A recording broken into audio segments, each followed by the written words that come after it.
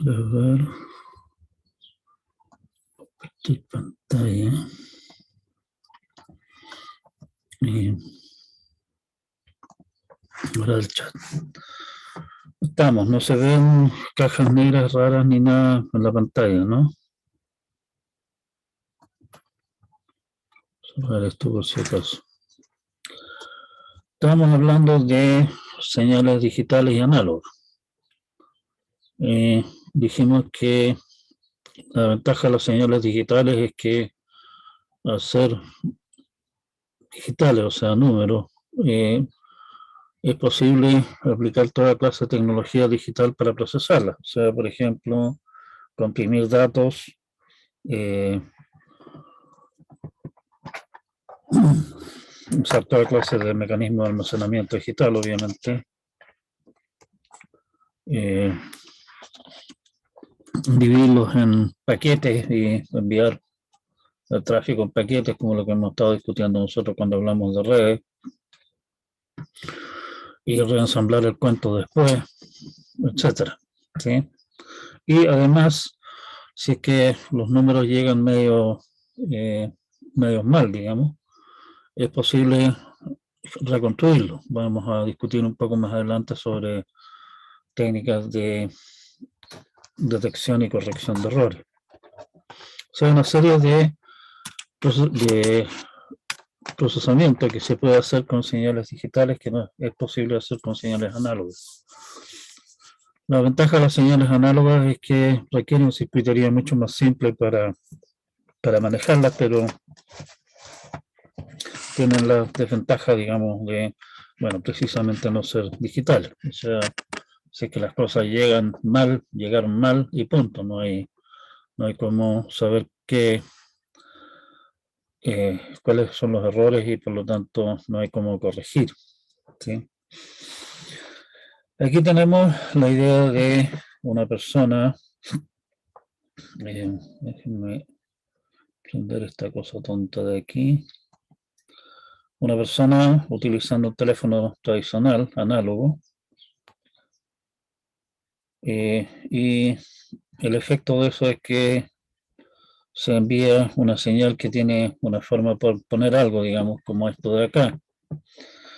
Una señal análoga típica. Las variaciones en la amplitud y la frecuencia son lo que eh, lleva consigo, digamos, el qué tan fuerte o débil es el sonido, esa es la amplitud, y qué tan grave o alto es el sonido, eso es lo que es la frecuencia. Señales afines, digamos, se usan para la transmisión de, bueno, música a través de la radio, por ejemplo, o la televisión análoga, tradicional, que en realidad, como ya comentaba, aquí en Chile está en franca retirada. Las frecuencias que usa la televisión sí son muchísimo más altas, porque la cantidad de información que hay que transmitir para una imagen de televisión es mucho mayor que para sonido. Señales de video, aquí vamos a pasar muy rápidamente por esto porque no viene mucho al caso ya, la televisión hoy día funciona distinto, digamos, pero el estándar norteamericano son 483 líneas por pantalla, digamos, por frame, marco, pero realmente no es marco lo que se refiere aquí. Y se envían 30 pantallazos, digamos, por segundo. En realidad el estándar son 525 líneas, pero como funciona la televisión tradicional, hay un rayo de electrones que se barre, digamos, la pantalla y una vez terminada de pintar una pantalla, tiene que volver al comienzo para comenzar a pintar la siguiente y eso toma tiempo. Y ahí se pierden aproximadamente 42, el equivalente a 42 líneas.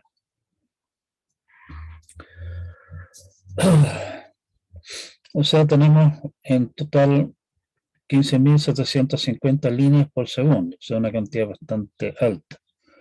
Y la frecuencia con la que se cambia la señal, digamos, es máxima si tenemos básicamente un punto negro y un punto blanco alternativo, pensando en blanco y negro, ¿sí?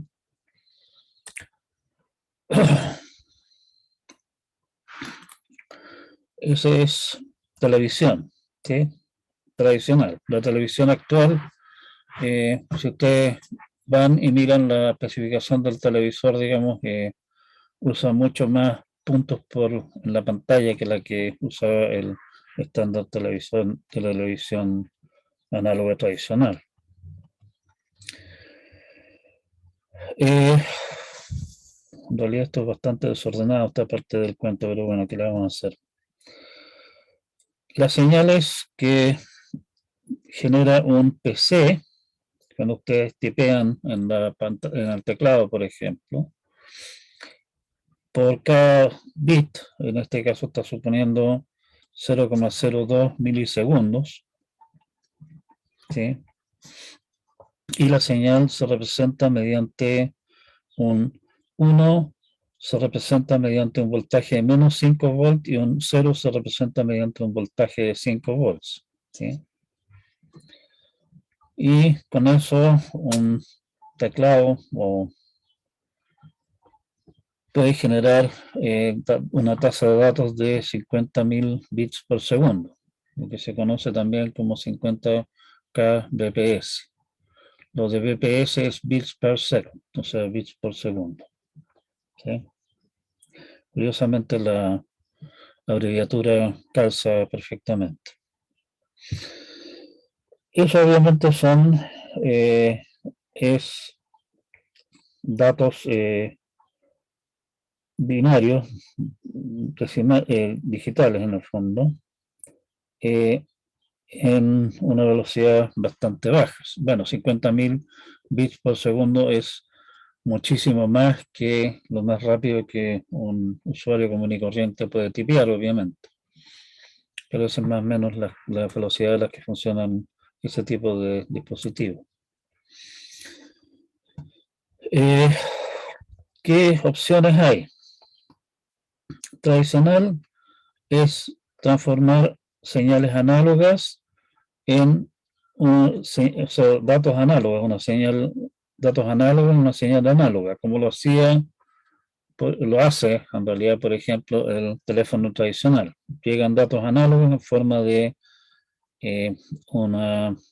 ondas de sonido, cambios de presión del aire, digamos, llegan al micrófono de esta cosa y esto eléctricamente lo convierte en una señal eléctrica que básicamente sigue los mismos cambios de presión en el aire, se transforman en cambios de voltaje, ¿sí? Y estamos. En algún momento se usó bastante durante algún tiempo, la idea de utilizar esta misma tecnología de transmisión de datos, o sea, señales análogas, para transmitir datos digitales a través de un equipo al que le llaman un módem. Lo de módem es modulador y demodulador. Modulador, demodulador. ¿Sí? Y la idea entonces es que es un equipo que toma una señal digital en este caso, por ejemplo, datos generados por el computador, y los transforme en una señal análoga que uno pueda transmitir, en este caso, por ejemplo, a través de la línea telefónica y viceversa. O sea, tome datos que vienen a través de la línea telefónica y los traduzca de vuelta en datos en datos digitales. Hace las dos funciones, no una sola, ¿sí? bueno, aquí estamos hablando en el fondo de distintas maneras de manipular señales. La otra opción útil es tomar datos análogos, por ejemplo, grabar música, digamos, o qué sé yo, y transformar eso en una señal digital, que como comentábamos antes, la gran ventaja de las señales digitales es que podemos con toda calma sentarnos en nuestro computador y procesarlas y, por ejemplo, comprimirlas o hacer toda otra clase de manipulaciones con ellas. Y eso obviamente también se puede deshacer, digamos, tomar la señal digital y devolverla a datos análogos. Y el artilugio que hace esa traducción se conoce como un códec, codificador, decodificador. Nótese que aquí hay una diferencia con respecto a lo que hace un módem. Un módem está pensado para tomar datos digitales y generar alguna señal análoga que representa eso, que sea fácil de, a su vez, volver atrás, digamos, y transformarla en una señal digital. La señal digital que produce un módem es una señal digital análoga, que produce el módem una señal análoga bien particular. Un códec, a diferencia de lo anterior, está pensado para transformar cualquier dato análogo, cualquier sonido o qué sé yo, en una señal digital. ¿Sí?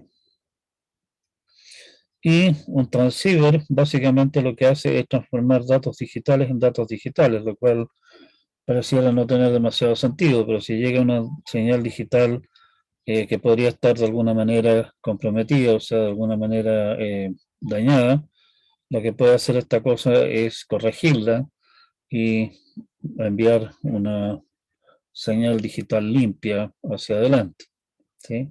O sea, tenemos todas estas posibilidades de manejo de las cosas, digamos, de datos, enviar datos en forma análoga o digital. Como les comentaba, la tendencia hoy día es cada vez más a hacer las cosas en forma digital. La telefonía, tradicionalmente el análogo por excelencia, hace ya mucho tiempo, por lo menos en su parte central, vamos a discutir eso un poquitito más adelante, funciona mediante tecnologías digitales, precisamente porque permite hacer toda clase de manipulaciones de los flujos de datos. La televisión, como posiblemente ustedes estén conscientes, la discusión de introducir televisión digital tomó muchísimo tiempo aquí en Chile. Y finalmente hoy día estamos con televisión digital también, junto con la análoga. Por lo menos la televisión, llamémoslo así, abierta. La televisión por cable, que es lo que hoy día casi todo el mundo está viendo, ya deben ser poca la gente que solamente ve televisión abierta, digamos, a través de la onda electromagnética. Hace mucho tiempo que es digital, ¿sí? O sea, no hace mucho tiempo, en realidad desde el principio era siempre digital. Peor aún, la telefonía celular, particularmente todo lo que se llena en la boca con 5G y toda esa clase de cosas, en el fondo, telefonía celular hoy día es telefonía basada en tecnologías digitales 100%. Incluso más que eso, IP versión 5 utiliza, la quinta generación 5G usa IP versión 6 como medio de transporte de los datos telefónicos.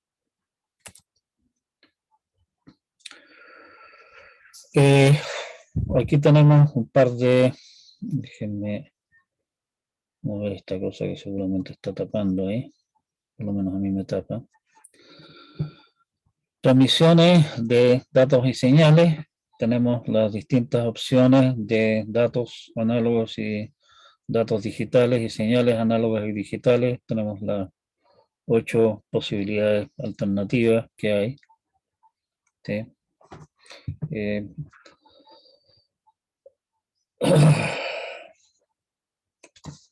Aquí hay un par de puntos interesantes, digamos.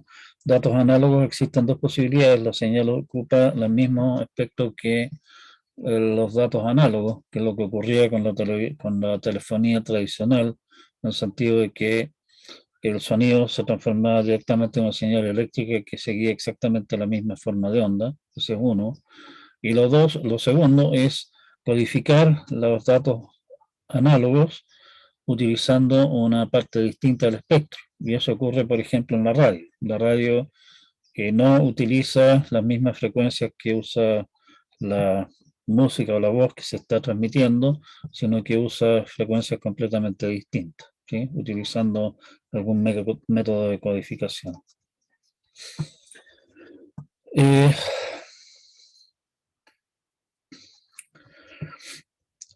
Los datos digitales que se envían a través de una señal digital, ahí también tenemos dos posibilidades. Tenemos la posibilidad de que la señal digital como tal, ceros y unos, se transmiten como ceros y unos en dos niveles de voltaje o lo que sea, lo que se está usando para transmitir la señal directamente, o se codifica de alguna otra manera. O sea, podríamos usar, por ejemplo, alguna cosa que mantenga, perdón, que permita tener 16 niveles distintos de valores distintos, digamos, o qué sé yo, para representar 4 bits en un solo 4 bits de un paraguaso, ¿sí? Si se transmiten señales análogas, las señales análogas se transmiten utilizando amplificadores, o sea, llega la señal y simplemente pasa por algún mecanismo que toma una señal débil y genera a partir de eso una copia de esa señal débil que es más fuerte, ¿sí? En realidad podemos aplicar el mismo tratamiento, ya sea que la señal que estamos enviando sea contenido análogo o sea contenido digital. Es simplemente tratar de duplicar lo más fielmente posible lo que entra, pero con una amplitud mayor. Si estamos transmitiendo señales análogas mediante transmisión digital, en ese caso se supone que la señal análoga está representando datos digitales y la señal se propaga a través de repetidores. Un repetidor básicamente lo que toma es la señal análoga que entra, la transforma en una señal digital de nuevo y esa se retransmite, ¿sí? Y se retransmite en el fondo como una nueva señal análoga. O sea, aquí al hacer esto tenemos la posibilidad de corregir, digamos, parcialmente al menos errores que se puedan producir en la transmisión. Señales digitales que se transmiten en forma mediante transmisión análoga en realidad no se usa. Y transmisión digital, bueno, si es digital ya en realidad importa un bledo de dónde antes viene y pasa por repetidores que igual que antes, digamos, toma la señal digital que llega y la reconstruye, ¿sí? Y estas precisamente son las ventajas que comentábamos de la tecnología digital. Tenemos la posibilidad de reconstruir, corregir errores, al menos parcialmente en el camino, ¿sí? Mover a digital, eso ya es algo que hemos comentado bastante, o sea, la tecnología de la circuitería, digamos, ha hecho que los precios para como comentaba, la ley de Moore, en plazos de aproximadamente año y medio, por la misma cantidad de plata, ustedes compran el doble de capacidad de procesamiento, del doble de circuitería, digamos así, ¿sí? Lo que significa que en unos pocos años estamos en condiciones de hacer muchísimo más de lo que podíamos hacer antes. Y la tecnología digital, ustedes han aprendido a programar, ¿cierto? Es mucho más versátil, es mucho más flexible. La tecnología, digamos, de programar cosas, de hacer cosas en forma digital, que en el fondo, por ejemplo, no sé, pues, los circuitos digitales al final del día, si es que ustedes se meten a hurguetear bien en detalle qué es lo que hay adentro de esas cosas, en el fondo un circuito digital es una manera de programar, digamos, pero en circuitería, un programa, un algoritmo. Puede ser siempre complicado, pero es un algoritmo al final. Y en la medida que los costos disminuyen, es cada vez más viable, tiene costos más aceptables, digamos, poner en circuitería algoritmos, procesos más complejos. La circuitería ha ido cayendo en costos para cierta capacidad de hacer cosas, digamos, de tamaño, ha ido disminuyendo en consumo de energía, etcétera, ¿sí?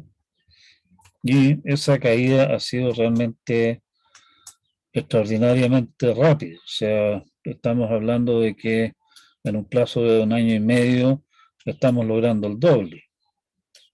No hay ninguna otra cosa, digamos, no hay nada en realidad en la vida normal que uno conoce que uno puede decir, oye, en año y medio tengo el doble de lo que tenía.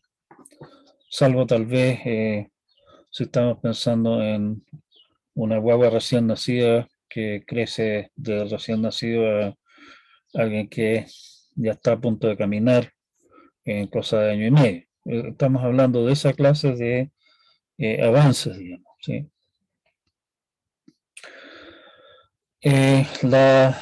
El uso de repetidores, no solamente repetidores, sino que también otras tecnologías, como comentaba, técnicas de corrección de errores y otras cosas que vamos a discutir más adelante,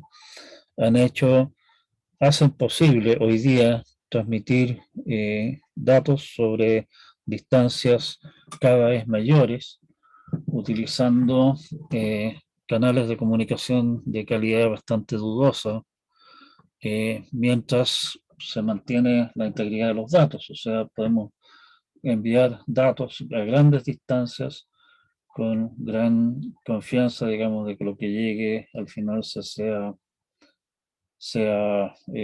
copia fiel de lo enviado, ¿sí? También el mismo hecho de que tengamos a nuestra disposición tecnología de procesamiento digital de las señales, de los datos que estamos transmitiendo, permite utilizar mejor la capacidad de los enlaces existentes.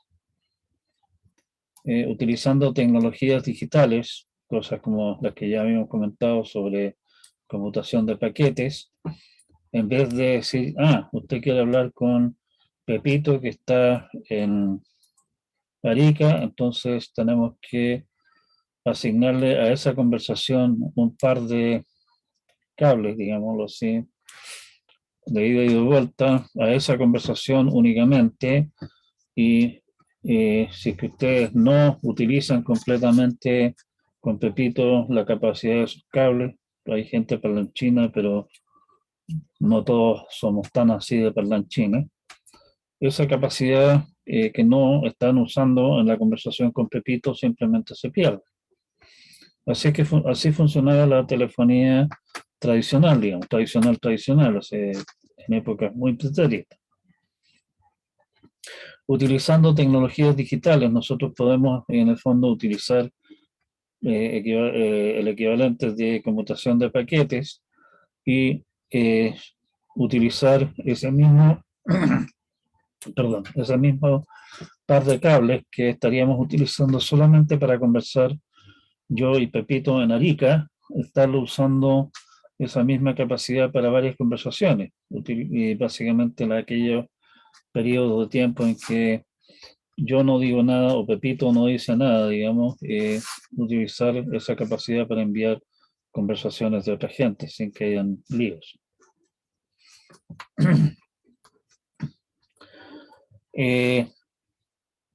También se ha hecho posible por los avances de la tecnología, en este caso en medios de transmisión, de construir medios de transmisión de capacidades realmente asombrosamente altas, por ejemplo, fibra óptica. ¿Sí?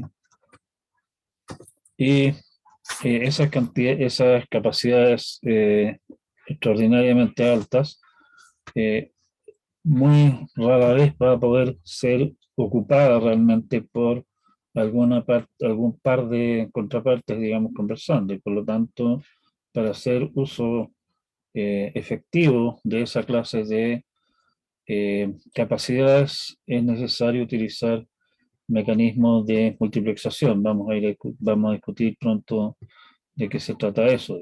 ¿Sí? Seguridad y privacidad. Los datos que estamos enviando hoy día digitalmente, bueno, en general los datos que hemos querido enviar como seres humanos, la mayor parte de las veces nosotros las consideramos como temas privados. ¿Sí? Si yo le envío una carta por correo a alguno de ustedes, eh, está el entendido implícito entre nosotros dos que solamente el que envía esa carta y quien la recibe tiene permiso, digamos, de leerla. ¿Sí? Obviamente también, de la misma forma, yo espero que si recibo la carta de parte de alguien de ustedes, esa carta realmente haya sido enviada por quien dice haber sido enviada y no sea una falsificación. ¿Sí? O sea, eso es lo que uno tiene en mente cuando está pensando en transmisión de datos, digamos, en el mundo real, entre comillas. Bien, el tema es que la tecnología de transmisión de datos hace posible transmitir volúmenes mucho mayores de datos en forma confiable en distancias mucho mayores. Y eso a su vez ha creado, se ha aprovechado, digamos, para hacer toda clase de cosas que tradicionalmente se hacían mediante otros medios.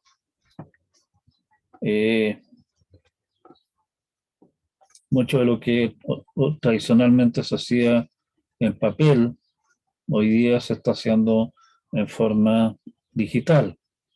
Ustedes ya muchas veces para hacer trámites, qué sé yo, no sé, pues sea para eh, hacer pagos de cosas, ustedes usan tarjetas de crédito, usan transferencias bancarias, ya no, casi por ahí anda todavía probablemente alguna chequera mía, pero hace muchos años que no escribo cheques. He pagado con tarjeta de débito, con tarjeta de crédito o transferencia bancaria.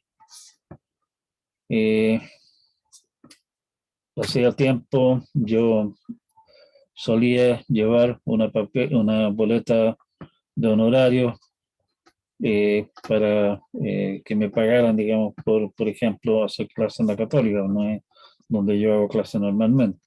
Tenía que firmar haber recibido mi sueldo en la Santa María todos los meses. Toda esa clase de cosas hoy día se hacen en forma electrónica. Y Bueno, en paralelo con esa clase de cosas, obviamente, además de que ya no transmitir en forma análoga a la televisión o la telefonía, estamos también haciendo cada vez más transacciones de alguna forma sensibles a través de la red. Como les comentaba, transferencia de fondos, operaciones con tarjetas de crédito, el poder comprar, por ejemplo, un libro. Hoy día en Amazon yo puedo meterme a la página web de Amazon y encargar el libro y me lo descargan a la tarjeta de crédito. Antes se podían encargar libros, pero era todo un trámite que había que mandar básicamente un cheque con una carta diciendo, señores, por favor, aquí va la plata, mándenme el libro tanto, ¿sí? Bueno, incluso los libros hoy día, en muchos casos los tengo yo en formato digital, no lo tengo en papel, ¿sí? Bueno, toda esa clase de transferencia de datos, de información que puede ser o es derechamente muy sensible, requiere mecanismos de seguridad adecuados, de manera de impedir fraudes, de manera de poder impedir, ¿cómo se llama? Falsificaciones, de manera de poder impedir que alguien lea mi compras, digamos, por ejemplo, y utilice entonces mi número de tarjeta de crédito para hacer compras a nombre mío. Cifrado de datos, o sea, hacer que los datos sea imposible o muy, muy difícil para un tercero leer datos sin autorización, eh, es una técnica que se puede aplicar fácilmente a datos digitales y no se puede aplicar en general en forma directa a datos análogos, pero sí se pueden tomar los datos análogos, transformarlos en formato digital y aplicarle cifrado a los datos análogos. Integración, como les comentaba ya, tradicionalmente habían canales distintos para lo que es voz, teléfono, video, televisión y datos, ¿okay? En sus épocas iniciales de este cuento. Porque en el fondo eran datos que se transmitían en formatos completamente diferentes, análogos televisión y audio y teléfono, y digital, o posiblemente digital transformado a análogo mediante un módem, lo que eran datos. En la medida que los datos han ido migrando bastante rápidamente hacia formatos digitales, deja de tener sentido hacer la distinción entre canal para datos telefónicos, datos de audio y video y datos digitales. Y por lo tanto, la tendencia es a que se vayan integrando las cosas en un solo canal que se ocupe para todas las necesidades. Y eso lleva a economías de escala, lleva a simplificaciones, o sea, en vez de tener que tener 3 grupos de viejitos encargados de cada uno de de los distintos temas, hoy día nos las arreglamos con un grupo de viejitos que se encarga solamente de nuestra infraestructura de transmisión de datos. Y con eso ya tenemos un ahorro. En vez de tener que estar tendiendo 3 cableados distintos, tendemos uno solo. Nuevamente ahorramos, ¿sí? Y así sucesivamente.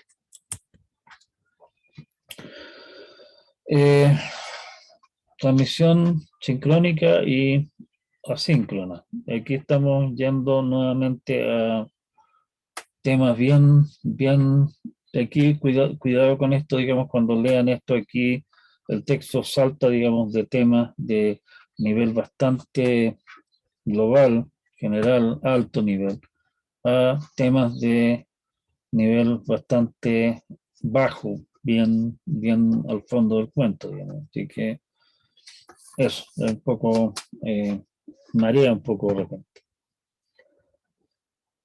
Se distingue entre transmisión asíncrona y sincrónica, ¿sí? La idea, el problema que hay, piensen ustedes que estamos enviando señales digitales entre un emisor y un receptor. El emisor, digamos, dice ya, aquí comienza un bit, aquí comienza el siguiente y va funcionando con una tasa de envío de bits más o menos constante. O sea, definitivamente lo de exactamente constante, eso existe solamente en teoría, en la práctica, por diversas razones, digamos,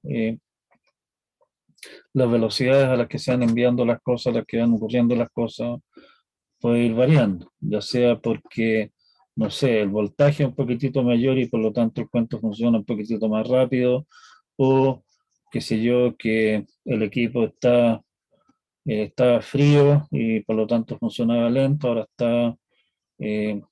está funcionando, llegó a su temperatura de funcionamiento normal y ahora está transmitiendo algo más rápido, qué sé yo. Hay toda clase de efectos, digamos, que en realidad es bastante difícil de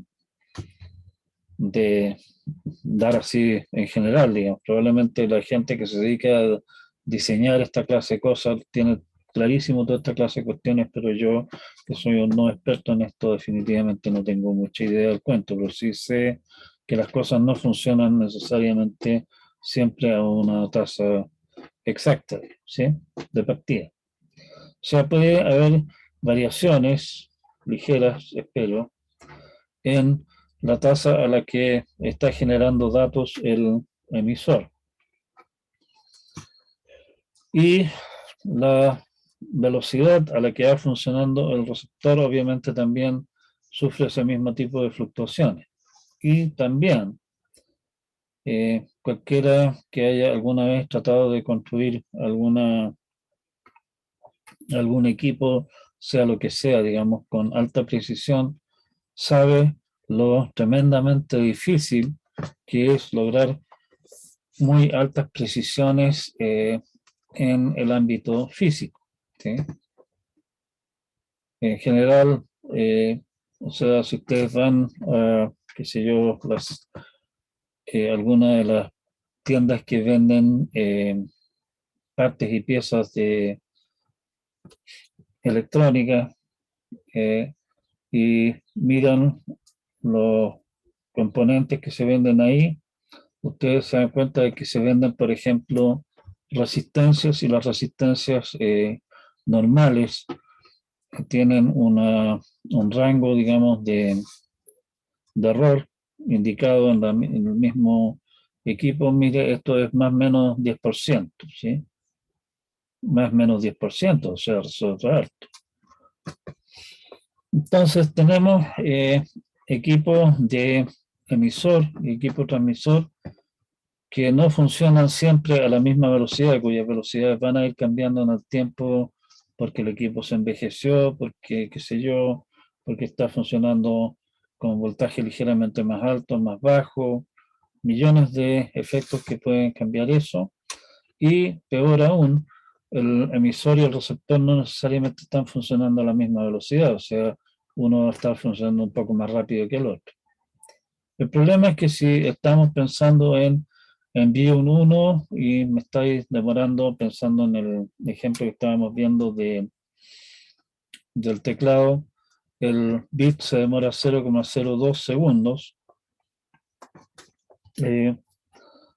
pero la contraparte al otro lado está funcionando un poquitito más lento y en realidad supone 0,021 segundos.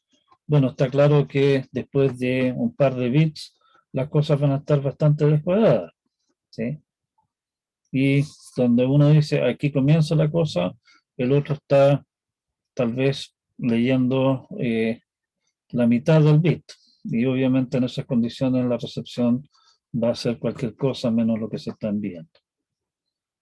Una estrategia para evitar esa clase de problemas es utilizar lo que se conoce como transmisión asíncrona. O sea, en vez de intentar enviar corrientes largas de bits seguidas eh, de una tirada, digamos, lo que hacemos es generar algún mecanismo de señales que permitan al emisor indicarle al receptor cuando comienza y terminan bits, digamos, para sincronizarlos y de ahí enviar los datos y enviar solamente unos pocos bits, ¿sí? Típicamente cuando se habla de transmisión asíncrona se está hablando de transmitir un carácter a la vez y dependiendo de la codificación de caracteres, hoy día la codificación de caracteres es básicamente universalmente de 8 bits, pero han habido antes codificaciones entre 5 y 8 y 7 bits, entre 5 y 8 bits en realidad. Y la idea entonces es, se envía una señal especial que le permite al emisor indicarle al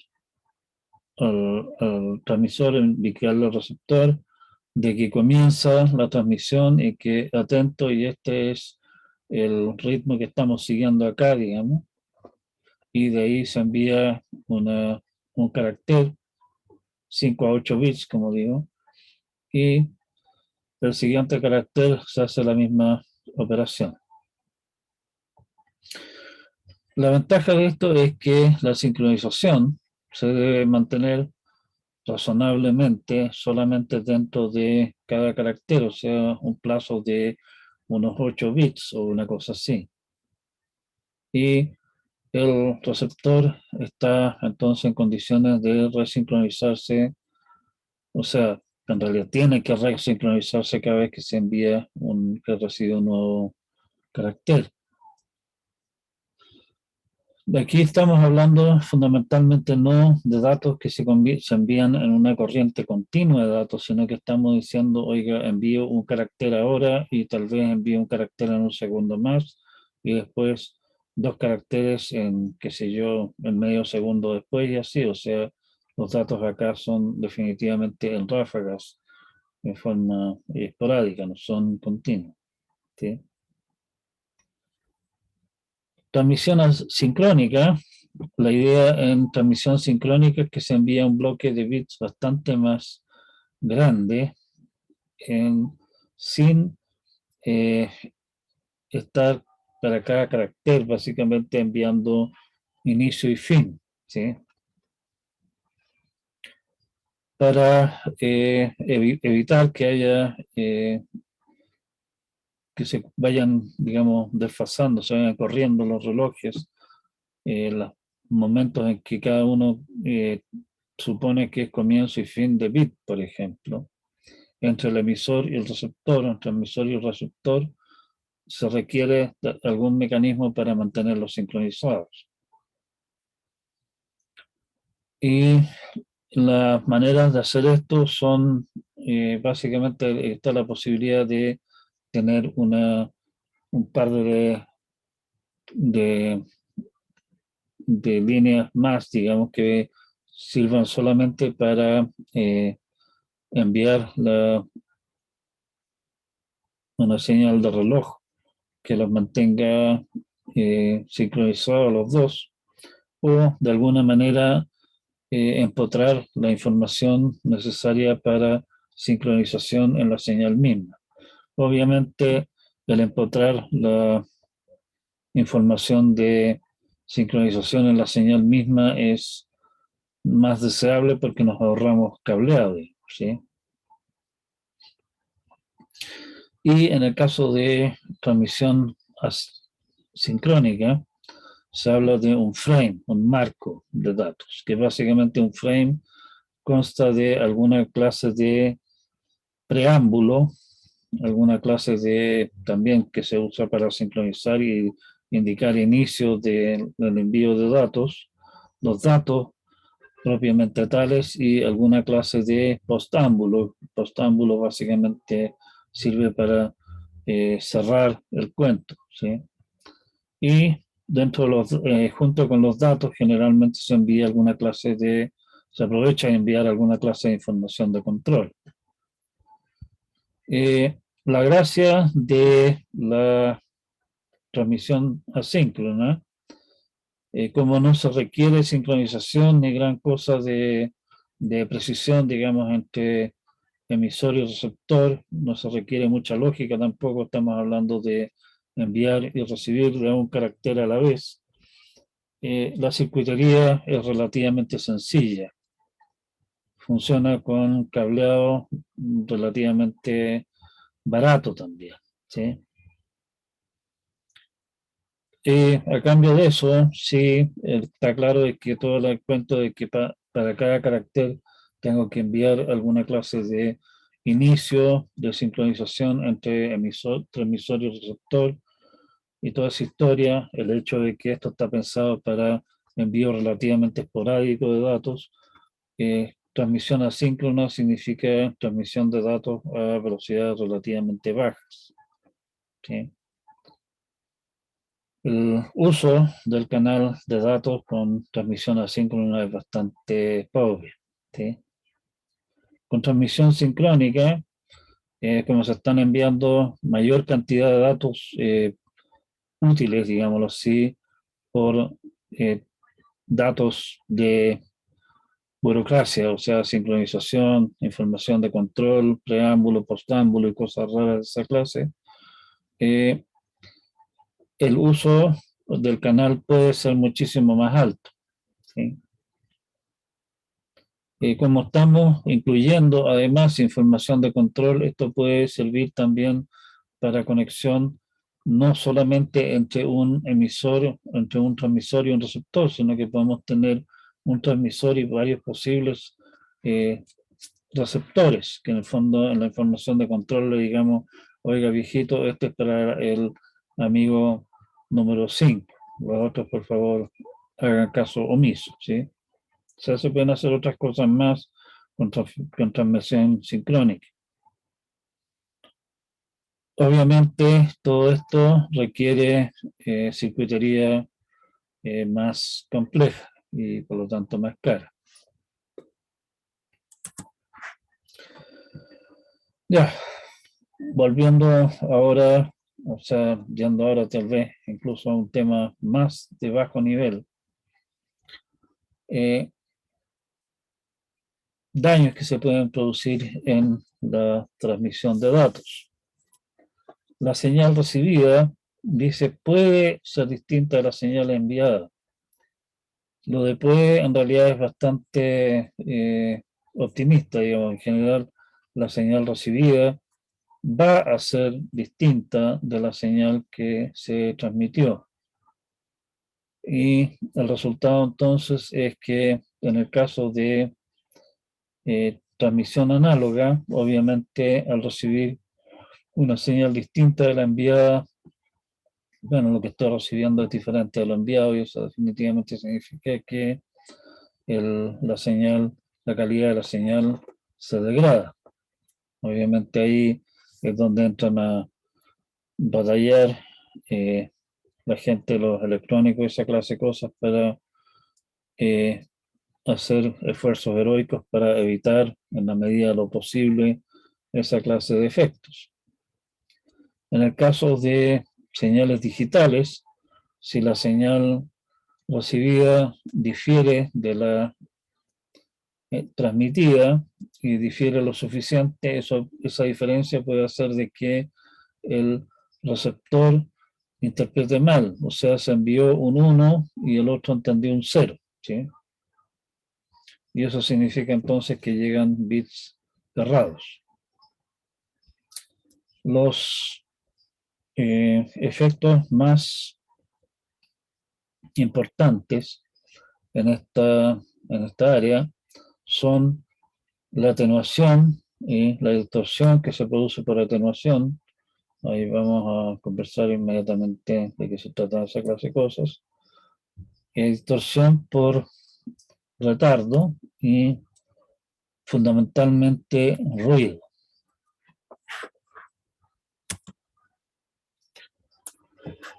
La atenuación fundamentalmente se trata del hecho de que la fuerza de la señal disminuye con la distancia, ¿sí? O sea, si que ustedes están, por ejemplo, pensando en el mundo del sonido, ustedes están parados al lado de una persona que está hablando, ustedes escuchan mucho más fuerte que si están parados a cierta distancia de la persona, ¿sí? Exactamente lo mismo obviamente ocurre si es que estamos enviando los datos a través de un alambre, por ejemplo. Hay resistencia eléctrica, la señal que se recibe al otro lado después de 1 kilómetro de cable, obviamente es mucho más débil que la señal que se envía. Ese es un punto. En realidad hay un punto adicional, que es el hecho de que dependiendo del medio, hay los medios, digamos, absorben cierta parte de la señal y esa absorción de parte del medio es precisamente lo que produce la atenuación. La absorción, digamos, depende de la frecuencia, ¿sí? Y eso es un efecto que no es tan directamente entendible, pero por ejemplo, si ustedes toman, no sé, vidrio, ¿sí? Uno considera que el vidrio es básicamente transparente a la luz, pero me imagino que todos ustedes habrán visto alguna vez un vidrio, por ejemplo, un vidrio de ventana, digamos. Si ustedes lo miran no de frente, sino que lo miran del lado, tiene un color como verde, ¿sí? Bueno, ahí están viendo ustedes no a través de, qué sé yo, un par de milímetros de vidrio, sino que están viendo a través de, qué sé yo, no sé, 50 centímetros de vidrio. Y ahí se nota entonces el hecho de que el cuento se ve verde, básicamente significa que ese vidrio está absorbiendo mucho más fuertemente la luz roja que la luz de otras frecuencias, de otros colores.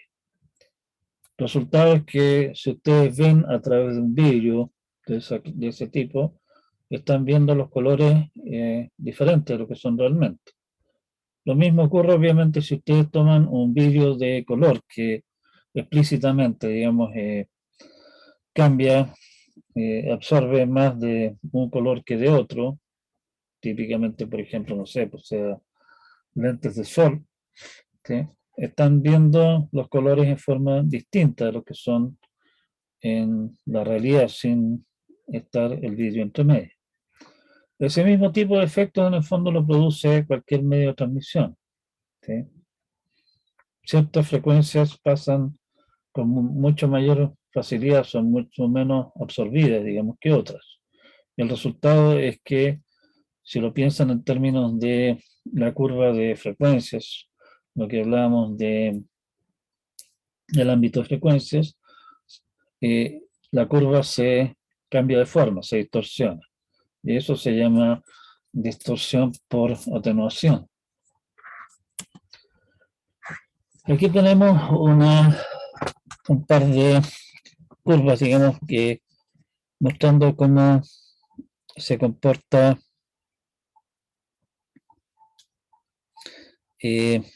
la atenuación en un canal eh, de voz. Y aquí estamos hablando de atenuación por, eh, simplemente por distancia. El cable mismo, digamos, sigue esta curva de acá, ¿sí? Y lo que se hace para evitar eso, que hace que las frecuencias altas, como ustedes ven acá, se pierde más de las frecuencias altas que de las bajas, y por lo tanto el resultado es que si se envía a través de un cable sin, eh, sin procesamiento, digamos así, la voz suena muy raro. Se le aplica artificialmente eh, se, básicamente se hace que la curva tenga una forma como esta, ¿sí? O sea, básicamente lo que estamos haciendo es eh, atenuar artificialmente la señal en estas frecuencias. En realidad esto debería ser una curva que está por aquí arriba, no aquí abajo, pero son curvas relativas, así que por eso es que aparecen ahí iguales, y coinciden acá, ¿sí?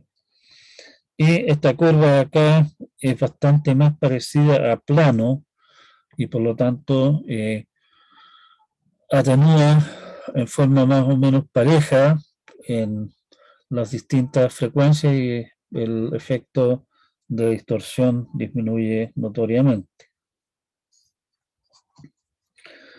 Y aquí estamos hablando de distorsión por eh, retardo. Nuevamente ocurre que las distintas frecuencias se viajan a velocidades distintas a través del medio generalmente. El caso, por ejemplo, el caso clásico es, ustedes conocen el efecto de un prisma, digamos, que compone la luz blanca en colores, y eso se debe precisamente a que las luces de distinto color viajan a velocidades distintas a través del vidrio en este caso. Y eso hace que al caer en un prisma se produce el arco iris, que en el fondo el arco iris es precisamente el mismo efecto, solamente que ahí se produce ese efecto al viajar a través de gotas de agua. Sin hacer, sin procesar el cuento, digamos, la curva es una cosa como esta, y nuevamente hay una distorsión bastante fuerte, o sea, hay ciertas frecuencias que llegan demasiado temprano y otras que llegan demasiado tarde, y ese desfase hace que las cosas se escuchen en forma sumamente extraña. Y nuevamente se aplican técnicas, digamos, para hacer que la curva esa sea relativamente pareja, como la curva con punteada que aparece aquí abajo, nuevamente, básicamente por la vía de retrasar todo el cuento, ¿sí? O sea, en tecnologías análogas se pueden hacer esta clase de manipulaciones, pero como ustedes ven, estas curvas no son precisamente muy, eh, muy claramente planas, digamos. Se pueden lograr ciertos efectos, pero eh, no, no ideales. Bueno, eh, distorsión de retardo ocurre en transmisión a través de cables. Por ejemplo, partensado, o sea, qué sé yo, el cable que usan ustedes en el computador, cable de red, cable que se usa en el teléfono, ese tipo de cosas. Está el cable coaxial también, el cable que se usa para televisión por cable. Y en alguna medida también en la fibra óptica. La distorsión por retardo, que en el fondo se debe a, como les decía, el hecho de que frecuencias distintas viajan a través de medios físicos a velocidades distintas. Eso es algo que en el caso de ondas electromagnéticas que se transmiten a través del vacío no ocurre. Y para efectos prácticos, el aire, para efectos prácticos, digamos, de lo que es ondas electromagnéticas, transmitir ondas electromagnéticas a través del aire es prácticamente lo mismo que transmitirlas a través del vacío. O sea, en ese sentido, cuando estamos hablando de transmisión de ondas de radio a través del aire, eso no sufre de distorsión por retardo. Bueno, como dice aquí, la velocidad de propagación de una señal a través de un medio varía con la frecuencia. O sea, si ustedes transmiten, qué sé yo, no sé, corriente eléctrica a una cierta frecuencia a través de un cable viaja a velocidades distintas dependiendo de la frecuencia del tema. Si que estamos hablando de señales digitales, eso es crítico porque eso significa que una cierta parte de la señal, digamos, viaja a velocidades distintas y por lo tanto se rebalsa, digamos, hacia los bits vecinos y puede corromperlo, ¿sí? Causando lo que se conoce como interferencia entre símbolos. Ruido. Ruido en el fondo es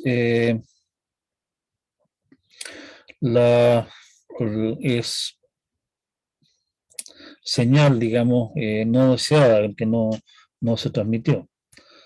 Por ejemplo, ruido es si que ustedes están tratando de, no sé, están en una reunión social y están tratando de conversar con una persona, obviamente lo que ustedes transmiten le llega a la persona con la que están conversando ustedes, pero también recogen lo que están conversando todos los demás, ¿sí?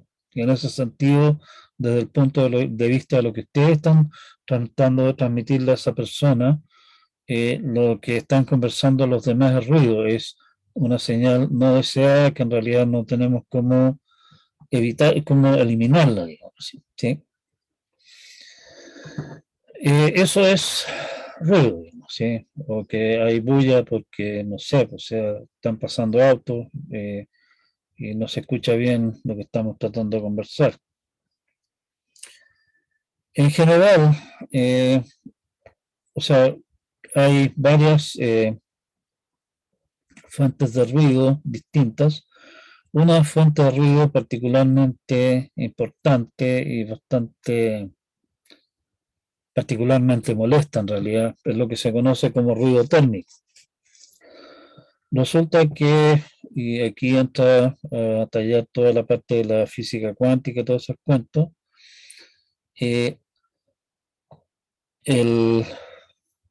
la materia en general está compuesta de toda clase de partículas eléctricamente cargadas que por efectos de la mecánica cuántica, digamos, están en constante movimiento, ¿sí? Y ese movimiento en el fondo es, depende, digamos, el movimiento, qué tan fuerte es, depende de la temperatura. A bajas temperaturas se mueven poco y a altas temperaturas se mueven violentamente. Ahora bien, partículas cargadas en movimiento, dice la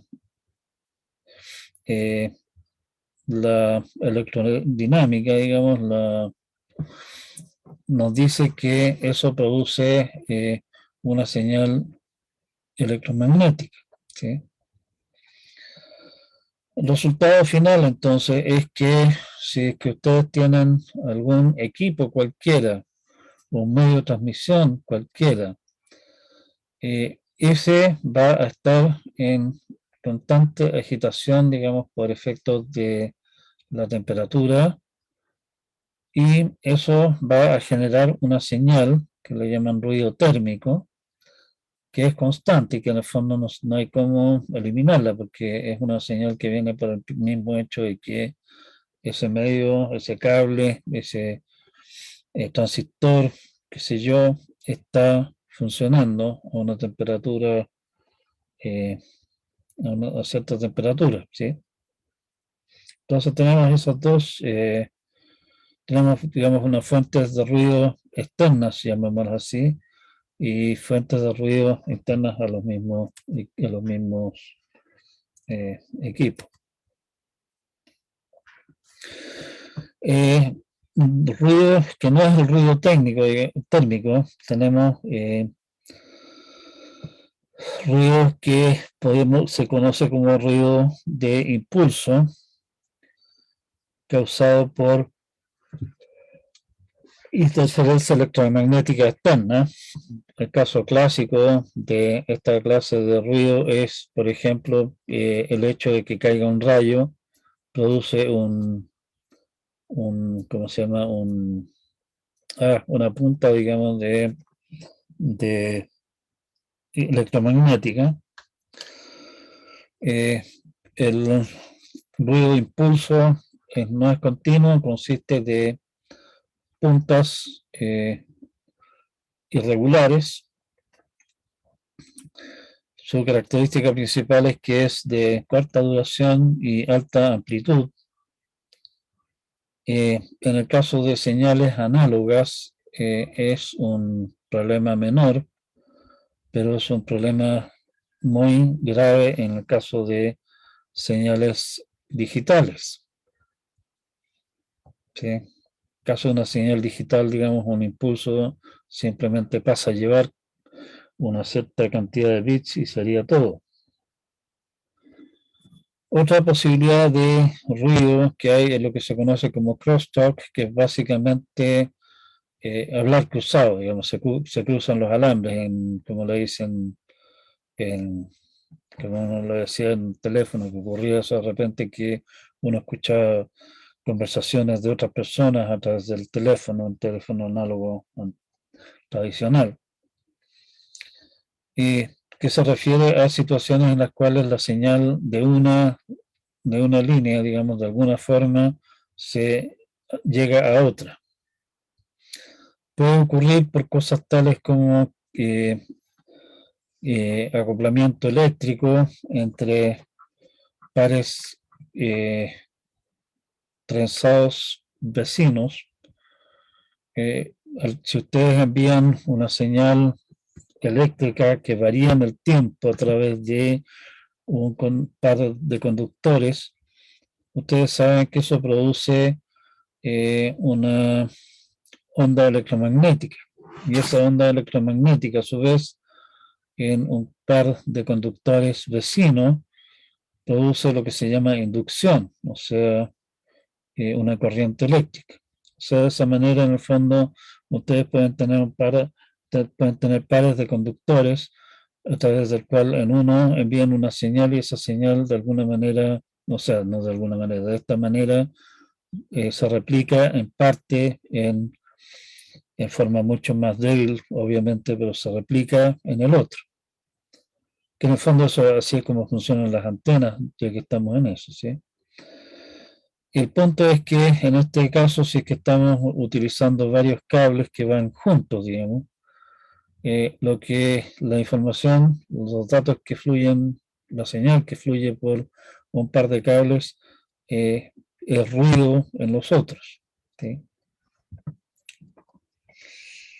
Y también, si es que estamos transmitiendo, por ejemplo, datos a través de antenas de microondas, o en general estamos transfiriendo datos a través de la radio, puede ser que haya otra emisora demasiado cercana, digamos, que está transmitiendo en la misma frecuencia que la radio que tenemos sintonizada y por lo tanto en el fondo estoy recibiendo tanto la señal que quiero recibir como la señal que no quiero, ¿sí? La no deseada.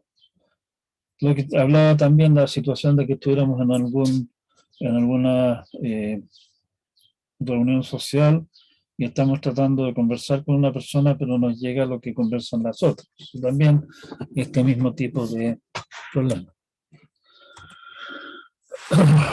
Bueno, estamos en la hora, así que vamos a quedar hasta acá por hoy día.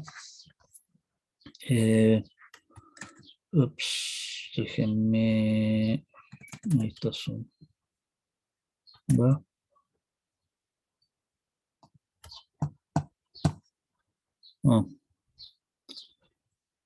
Paramos de compartir la pantalla y veamos si es que hay comentarios. Si es que no hay más comentarios, quedamos hasta acá por hoy día. Nos vemos el día lunes.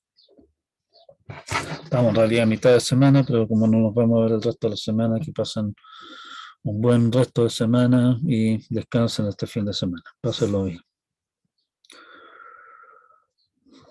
Chao, profe, cuídese.